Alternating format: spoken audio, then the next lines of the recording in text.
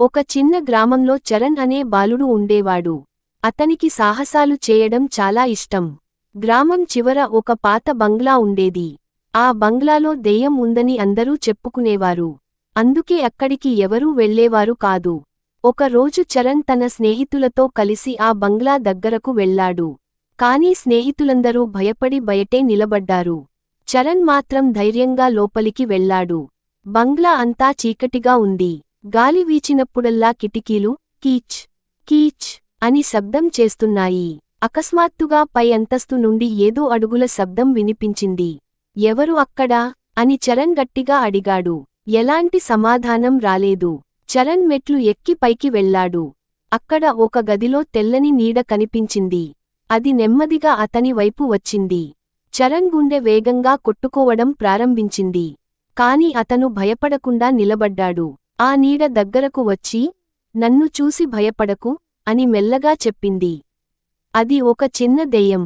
నువ్వు నన్ను ఎందుకు పిలిచావు అని చరణ్ అడిగాడు.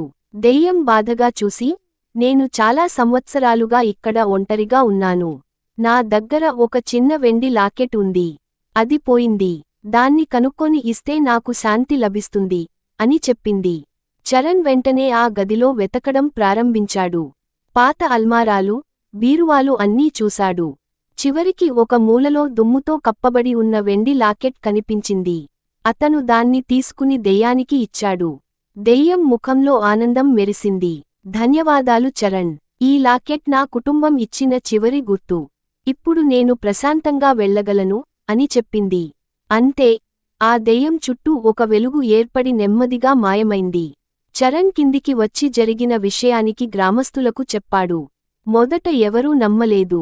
కాని ఆ రోజు తర్వాత ఆ బంగ్లాలో ఎలాంటి వింత శబ్దాలు వినిపించలేదు. గ్రామస్తులు ఆశ్చర్యపోయారు. చరణ్ ధైర్యాన్ని అందరూ మెచ్చుకున్నారు. ఆ పాత బంగ్లా ఇక భయంకరమైన ప్రదేశం కాదు. పిల్లలు అక్కడ ఆడుకోవడం ప్రారంభించారు. చరణ్ మాత్రం ఆ చిన్న దెయ్యాన్ని ఎప్పటికీ మర్చిపోలేదు. నీతి: ధైర్యం ఉంటే భయాన్ని జయించవచ్చు. భూతం చిన్న చిన్న మెరుపు